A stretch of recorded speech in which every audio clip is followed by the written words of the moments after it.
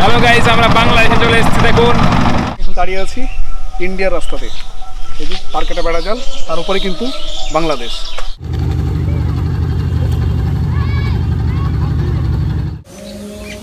So এটাই হচ্ছে 0 point দেখা যাচ্ছে।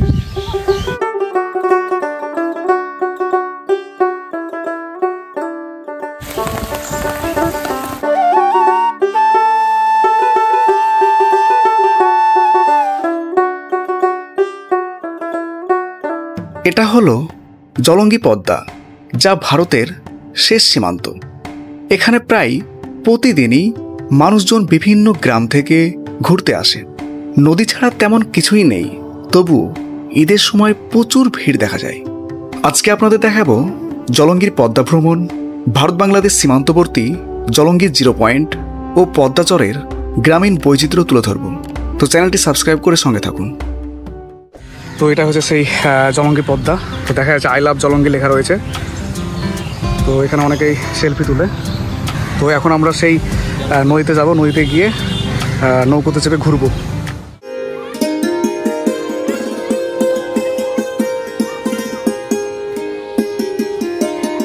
সারি সারি নৌকো দেখা যাচ্ছে। সাদা রঙের ওই বোটটি বিএসএফদের। নদীর ওপারে ভারতের কিছু অংশ জমি আছে। বিএসএফ এর অনুমতি নিয়ে চাষাবাদ করেন গ্রামের মানুষ। নদীতে জলের পরিমাণ অনেকটাই বেড়েছে, তবে বিগত বছরের তুলনায় কিছুটা কম। নদীর তীরে এইভাবে গ্রামের মানুষ বাদাম ছাড়াচ্ছে। এই বাদামগুলো বাড়ি নিয়ে শুকোতে দেবে, তারপর বাজারে বিক্রি করবেন।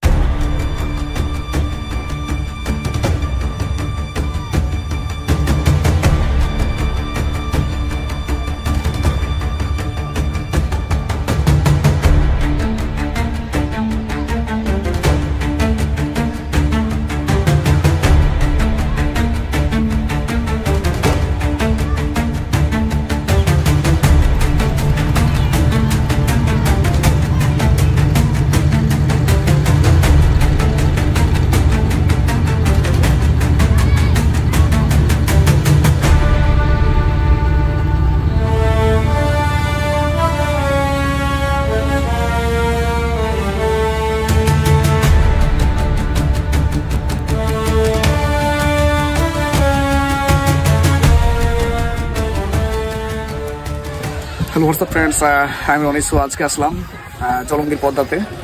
তো নৌকোর উপর বসে আছি, তো জানি না কখন ছাড়বে। নদীর ওপার থেকে একটি ডিঙি নৌকা আসছে।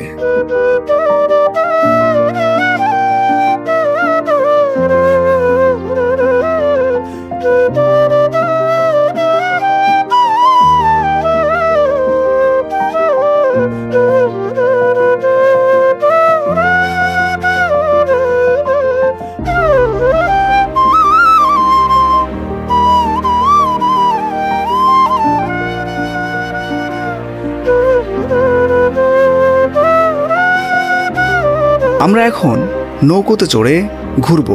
প্রতি পিছু 30 টাকা করে নিচ্ছি।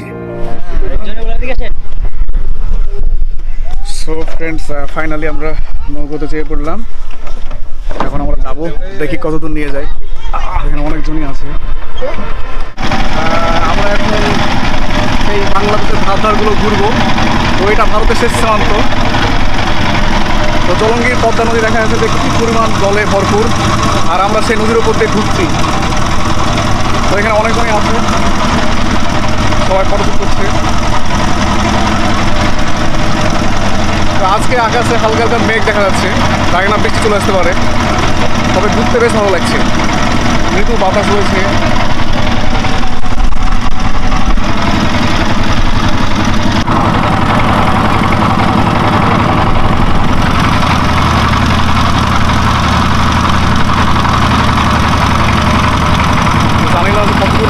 তবে হয়তো আরও অনেকটা দূর যাবে। তো ওই পারে কিন্তু এই পারে হচ্ছে বাংলাদেশ, বাংলাদেশের এপারে আমরা আছি। ওইদিকে সব দেখাচ্ছে।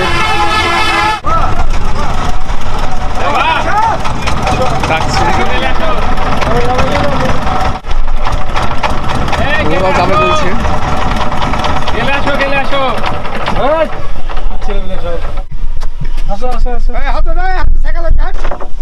লাগবে লাগবে।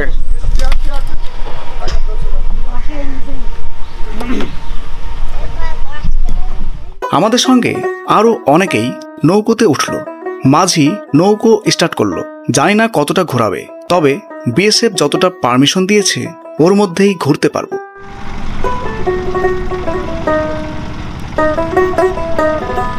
এই নদী পার হলেই বাংলাদেশের কয়েকটা বাড়ি দেখা যাবে। নদীর পানি অনেকটাই ঘোলা।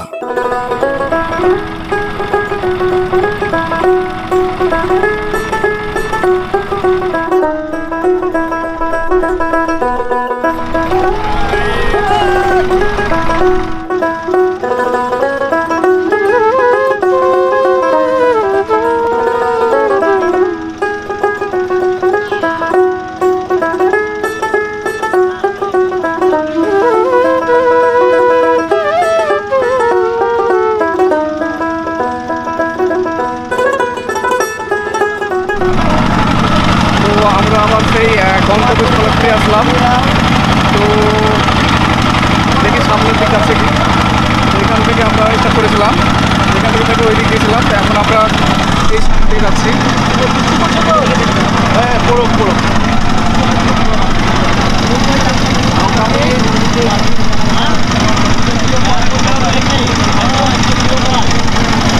তো এখান থেকে ঘুরিয়ে নিল। তো আর বেশি দূর গেল না, জাস্ট এখান থেকে ঘুরে নিল।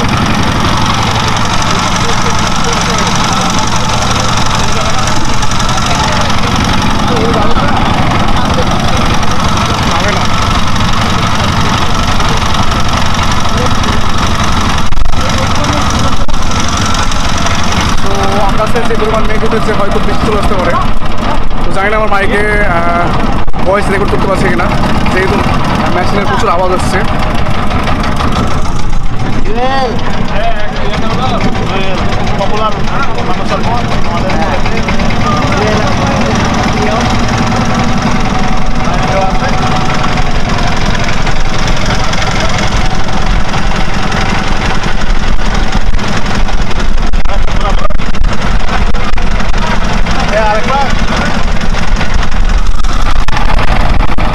জলঙ্গির এই পদ্মাতে এক স্নিগ্ধ বাতাস বইছে, যা মনটাকে আনন্দময় করে তুলেছে।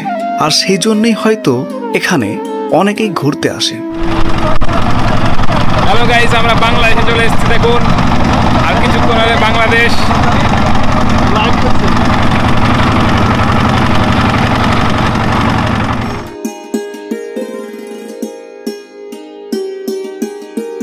আমরা আমাদের গন্তব্যস্থলে ফিরে আসলাম। ইন্ডিয়া বর্ডারের কাছাকাছি চলে এসেছি। আপনারা তো জাস্ট কিছুটা গিয়েছিলাম, তো বেশ ভালো লাগলো। ইন্ডিয়া বর্ডার ঢুকলো। এখন যাব জলঙ্গি সীমান্তবর্তী শেষ গ্রাম, অর্থাৎ 0 পয়েন্ট।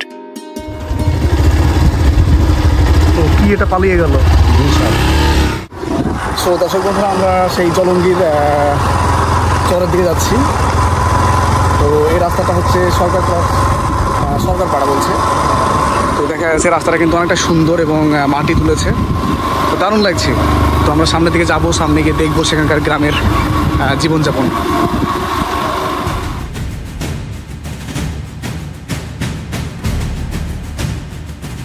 তো দেখুন, এখনও কিন্তু সেই মাটি তুলছে, মানে এই রাস্তাটাকে সুন্দর করে বাঁধাই করছে। তো দারুণ লাগছে ঘুরতে। তো বেশ ভালো লাগে।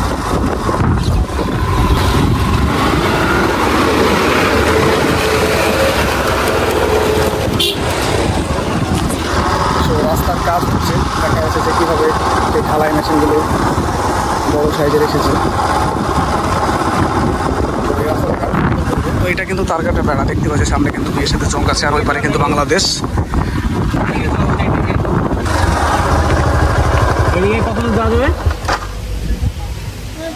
এদিকটা বাংলাদেশ নাকি? তো দেখা যাচ্ছে যে তার কাটা দিয়ে ঘিরে দেওয়া হয়েছে, তো ওপারে কিন্তু বাংলাদেশ। সো দর্শক বন্ধুরা, আমি কিন্তু ভারতের একদম শেষ সীমান্তে আছি। আর শেষ সীমান্তে এসে এই যে গ্রামের বাড়িগুলো দেখতে পাচ্ছি, দেখুন এখানে কয়েকটা বাড়ি দেখা যাচ্ছে। তো এটা কিন্তু একদম 0 পয়েন্টের গ্রামের বাড়িঘর। আর এখানে একটি পাকা বাড়ি দেখতে পাচ্ছি। তো এটা কিন্তু ভারতের একদম শেষ বাড়ি, ওপারেই হচ্ছে বাংলাদেশ। তো দেখুন তার দিয়ে ঘিরে দেওয়া হয়েছে এবং ওপারে কিন্তু সেই 0 পয়েন্ট আছে। জাস্ট কয়েক ধাপ পেরোলেই 0 পয়েন্ট। আমি একটু ক্যামেরাটা নিয়ে যাবো, তো দেখা যাচ্ছে চমটি। তো সেটা হচ্ছে 0 পয়েন্ট। তো সেখানে যাবো, গিয়ে দেখাবো সেই জায়গাটা। 0 পয়েন্টে কি ভিডিও করা যাবে? যাবে না? ওই পারে বাংলাদেশ, তাই না? তো ওই পারটা বাংলাদেশ। তো এই যে আমি এখন দাঁড়িয়ে আছি ইন্ডিয়ার রাস্তাতে, এই যে পার্কেটা বেড়া জাল, তার উপরে কিন্তু বাংলাদেশ। গ্রামের ছেলে সাইকেল নিয়ে ঘুরে বেড়াচ্ছে, সামনে 0 পয়েন্ট, সে ওই পর্যন্ত যেতে পারবে, তার বেশি যেতে পারবে। সো দর্শক বন্ধুরা, আমি কিন্তু একদম সরাসরি 0 পয়েন্টের কাছে চলে এসেছি, আপনাদেরকে দেখাবো বললাম। তো এখানে একটি মাত্র বাড়ি, সেই বাড়ির পেছনের দিকটা। তো এই হচ্ছে ইন্ডিয়ার জমি। আমি কিন্তু নিচে নামতে পারবো না, কারণ ওই দিকটা সাধারণত এখানকার যে স্থানীয় গ্রামের লোকজন আছে তারাই কিন্তু নামতে পারবে। উপরে হচ্ছে সেই দূর থেকে দেখা যাচ্ছে ওইদিকে চোঙ আছে, তো সেই চোঙে কিন্তু বিএসএফরা বসে আছেন এবং নজরদারি চালাচ্ছেন। তো এটাই হচ্ছে সেই 0 পয়েন্ট। তো বেশ ভালো লাগছে। আকাশে হালকা মেঘ রয়েছে, জানি না কখন বৃষ্টি চলে আসতে পারে। এই হচ্ছে সেই বেড়া জাল, দেখা যাচ্ছে ওপারে কিন্তু বাংলাদেশ। সো এটাই হচ্ছে 0 পয়েন্ট, দেখা যাচ্ছে উপরে কিন্তু বাংলাদেশ।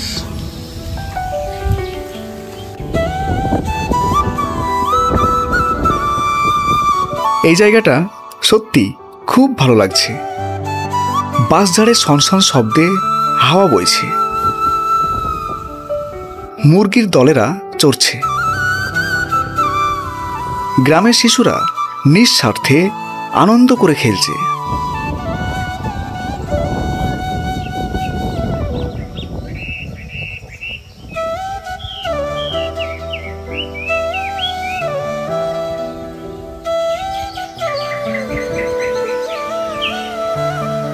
পাখির ডাকে, বৃষ্টির আগমনে মন ভরে যাচ্ছে এক অদ্ভুত শান্তি আর উচ্ছ্বাসে।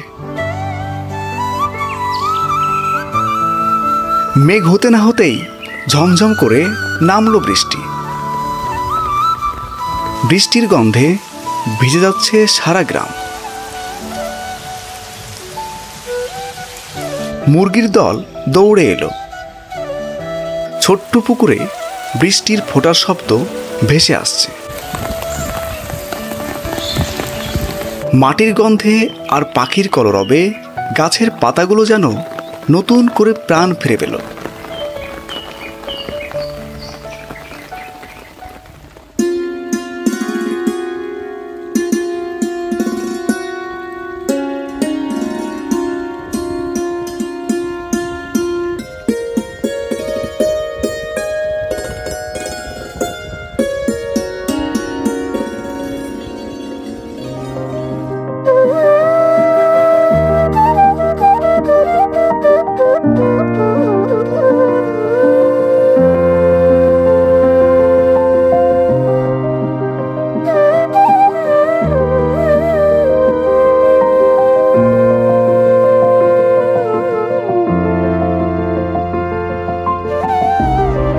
নদীর পাড়ে এভাবেই টিনের বাড়ি করে বসবাস করেন এখানকার মানুষ।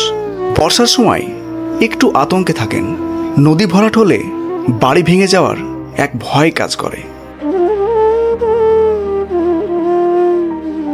চরের মানুষের দূরের শহরে যাওয়ার এটাই একমাত্র পথ। কয়েক মাস আগেই এখানে রাস্তা ছিল, এখন নৌকো করে পার হতে হচ্ছে। হাট বাজার, ব্যবসা বাণিজ্য, চিকিৎসা থেকে শুরু করে নানা উদ্দেশ্যে আসতেই হচ্ছে। এভাবেই সীমান্তবর্তী মানুষজনের কঠিন এক যাত্রা।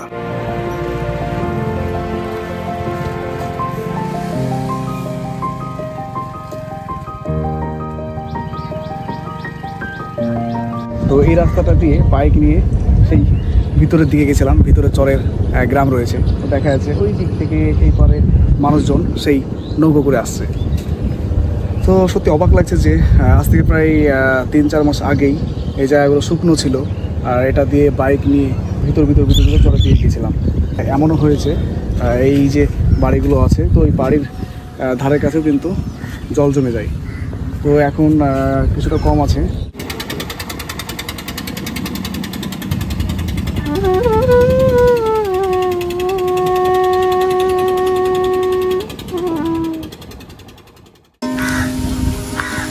এখন এই যে নদীটা দেখা যাচ্ছে জলঙ্গির পদ্মা নদী। তো এইখানকার গ্রামগুলোতে ঘুরছি, তো দেখা যাচ্ছে কি পরিমাণ কাদা, বাঁশঝাড়ের তল দিয়ে হাঁটছি।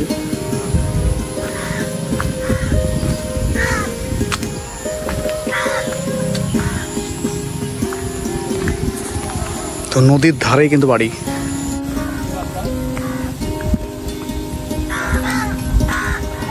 এদিকে সব জালগুলো পেতে রেখেছে, মাছ ধরছে এভাবেই। মাছ ধরেন ডিঙিতে?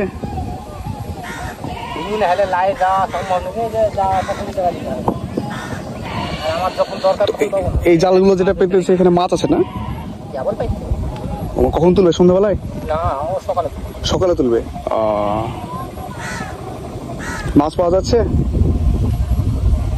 হালকা, খুব বেশি হচ্ছে না। এগুলো তো তাহলে এমনি ছোট ছোট মাছ বলবেন? ছোট মাছ কি মানে কি মাছ? চিংড়ি উঠে, ট্যাংরা তো ট্যাংরা হালকা উঠে, ট্যাকাটা উঠে, ট্যাং উঠে।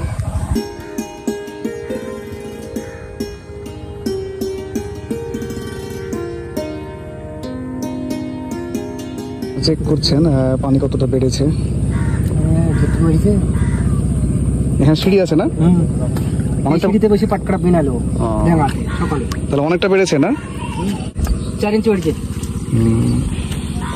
এই পর্যন্ত চলে আসে নাকি? হ্যাঁ, আর উপরে ছড়ে। বলেন কি? হ্যাঁ, বন্যা তখন হতে পারে। গেল আপনার কুটি বানিয়ে গেছে, গরুটা বানা আছে, নাইনগালা ডোর দিয়ে গেছিল। তাহলে ওখানকার মানুষগুলো কি করে? মানুষগুলো থাকে, মানুষের উপরে ওঠে না, উপরে ওঠে না। ওই 9টার সময় দিয়ে বানিয়েছিল।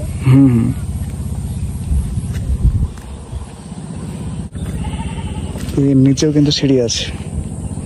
ধাপে আছে, মেলা ধাপে।